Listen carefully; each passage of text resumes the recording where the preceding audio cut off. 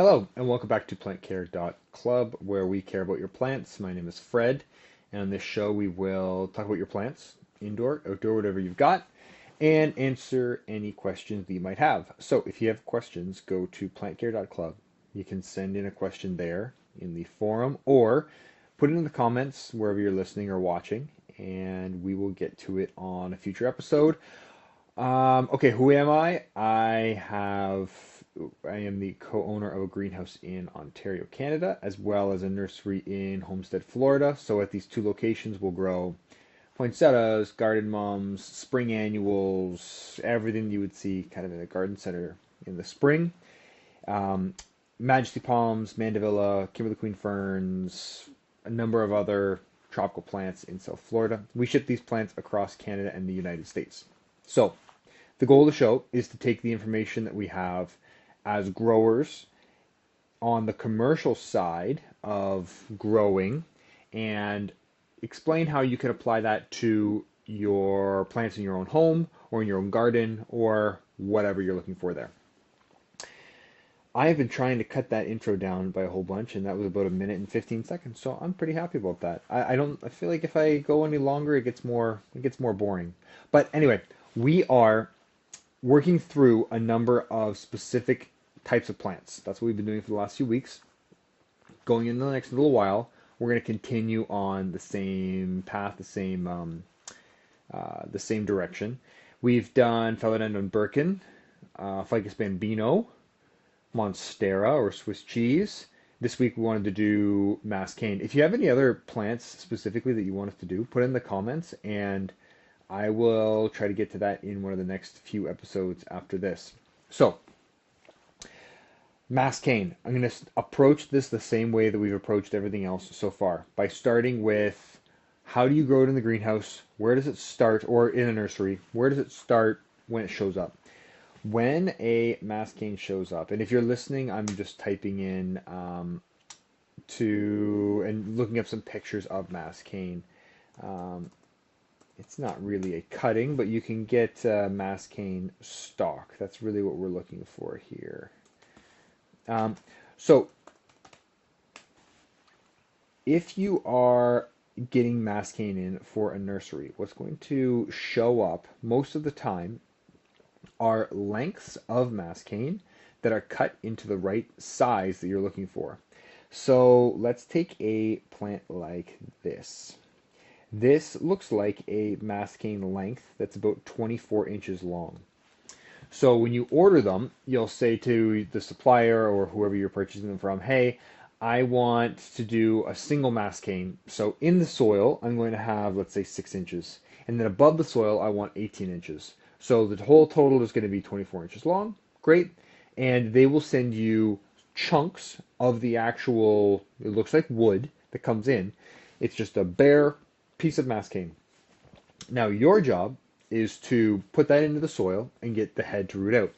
If you want to do let's say a 2-3-4 mascane, which 2 usually, when you say 2-3-4, something like that, this is an example if you're watching online. If you're saying 2-3-4, it is going to be, the first length is about 2 feet long, the next length is 3 feet long, the next one is 4 feet long. So that's how you would order it, is you would say, I'm going to do 500 pots, so I need 500 that are 2 foot, 3 foot, 4 foot. You take all of those, you take one of each, you put them into the same pot, and then your next job is to actually start to root it ahead. Now, why not take a cutting like you normally would for many other varieties? You might take a cutting on mandevilla, it would be pretty easy to take a cutting on that, or poinsettias, and then try to root out your own plant from there. The reason is, in order to actually get that cutting to grow into a finished plant and to get to the right height, it's going to take a long time. You will see something like a Dracaena Ricci or a Dracaena Wernickeii. Those are examples of smaller cuttings, and they come in usually a little bit shorter. And what you want from those is that they're going to bush out. It's going to give you a different look of a plant. Versus a mascane is supposed to be taller, with a bigger head, and you can see all of the stem. So it's a different look, a different strategy that you're going for. Back to the nursery. So you've ordered this and it's showing up. You've got the different lengths. You plunk them into the soil, and now it's really just a waiting game. First, you need the roots to set. Second, you need the head to form. Now, the roots setting are really going to be are going to vary based on the amount of heat, the type of soil that you're using. You want to use a little bit more light and fluffy soil, how deep you put that stalk into the pot as well. If you take the stalk and you put it all the way down to the bottom and it's touching the bottom of the plastic, that's not the best place for it to be in order to really get the right root production. Not only that, but when the roots do shoot out of the bottom of that stalk, because they're going to probably come out of the bottom of the stalk, when they do come out, they're going to root around the very bottom of the pot, and the top section of that let's say it's a 10-inch pot, isn't going to have many roots in there to hold the dirt in. That section of dirt is really just going to be useless at that point. So you want to set the stalk about midway through the pot. Make sure that there's some soil below, make sure that there's some soil above, give it some light, fluffy soil, keep it well watered. And at that point, you're just kind of monitoring it, hoping and pushing it along. Eventually, you're going to start to see some roots form. Roots start shooting out of the bottom. Great. Encourage those roots along. Once they are set and established, that's when you're going to start to see a head poking out. So if you're watching online, this is an example of some of the new growth. Right out of the side of the stalk, at the very top, you're going to start to see new growth that comes out. If you've had a mascane for a while, you've probably seen this because they are pretty good for putting on more heads as they're sitting in your own home. And the new shoots will come out. That's what you want to happen at the very top of the plant. If the plant's really happy, it's going to happen right up near the top. As the plant matures and gets older and older, usually you see those heads shooting out lower and lower and lower and lower until they can go all the way down the stalk.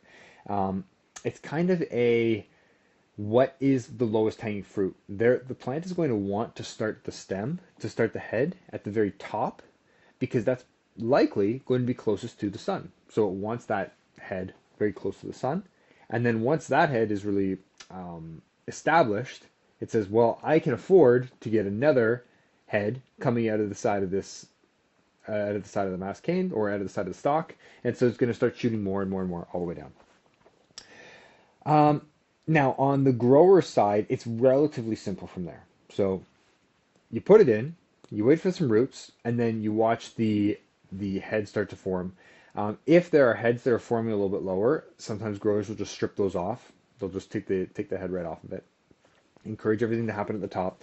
It can be tricky, especially when you're working with like a 2, 3, 4 mass cane, to get all of the heads to bloom or pop out at the same time. That can be a hard thing for growers to do, because you need your roots to form at the same time, and then you need the heads to form at the same time. So if you have a mass cane and 2, 3, 4, but only the second and the fourth stalks have heads, but the middle doesn't, it's going to look weird, and you can't sell that yet. You need to wait until it has a head on each one of them. So sometimes you will see growers ship something that has like a little head poking out of the side of it, like it's just starting to form. Maybe it's only 6 inches tall or something like that. And you got to give them a little bit of grace on that, because it's a harder plant to time in that way. The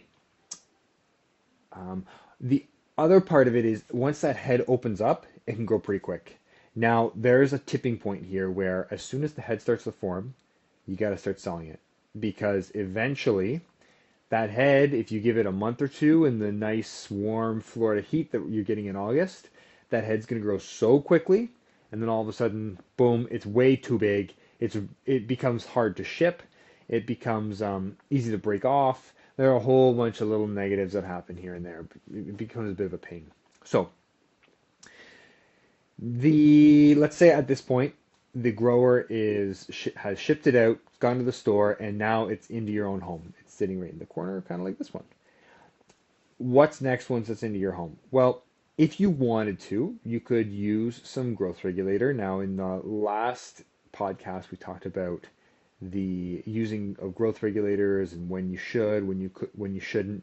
That could help if you sprayed some directly on the leaves that for certain heads of the plant if you wanted to try to keep it a little bit more compact. Um, the plant is going to want bright indirect light, maybe on the north side of a house in the summer. That's very common. That's exactly what most tropical plants are looking for. The watering situation, you're going to want to give it more water, and I would suggest trying to put water from the bottom up, just because it reduces the amount of fungus that you might get on the very top of the soil, and most of the roots are going to be down there anyway. The roots usually don't reach all the way up to the top of the soil and hang out up there. Most of the roots are a lot lower, and they kind of sit down there along the bottom. So I would suggest watering from the bottom up twice a week or so. If you start to see some burn, then you're probably looking at a lack of fertilizer and nutrients. So I'd suggest putting some fertilizer on once a month-ish. That would really help them. And usually the burn happens on the lower leaves. So the very first leaves that come out of a brand new head, they might still be intact when you get the plant. And then as that plant begins to dry down, it'll abort those leaves. Those will go black or brown. Or it doesn't have enough nutrients. They'll do the exact same thing. It's really common that growers and distributors, whoever is touching these plants before they get to the stores, they have to clean those bottom leaves off. So if you start to see that in your own home, even actually, this is important. Going from We've seen going from Florida to Ontario in the summer, the plants can be on the truck for about 3 days. Once, from the time that the doors close in Florida to the time that they're open in Ontario, and then you get them off the truck and everything. And just in that little period of time, we can start to see some burn happening on these plants. They can be pretty susceptible to that just because they don't have enough water, or they put on the truck and they're all heavy and everything, but they don't get enough sunlight. They can defoliate relatively quickly. So if you start to see some of that, the yellow leaves on the bottom, I wouldn't get very concerned about it. Just take that off. Some of the heads will get so large that you might have to, they become heavy, they start to tip over, they start to fall. It's really up to you at that point. You could just take it off altogether, or if you sliced it off right at the stalk, probably there's some more growth that's going to happen on the sides of it. So I could suggest that as well. The last thing that I've seen in a super desperate moment happen with some growers is they planted their mascane, it grew some heads, and then all of a sudden they couldn't sell it, and it sits there for so long. They, instead of just cutting the heads off, they actually saw the top of the stalk off, just where the heads have come out. So just below that, they saw it off. And then you have to get like a wax that will cover the top of the stalk. And at that point, you're basically starting over again. So your roots are still developed in the soil. You already have that step done. But now you have no head on the plant. If you want, you can saw it off, put a little bit of wax. Now, why wax? Because as far as I understand, if you don't have the wax on top, the head will grow out of the very tip of the stalk. That's where it'll begin to grow from that spot, and that's not the look you're looking for. You're looking for the head to grow out the side.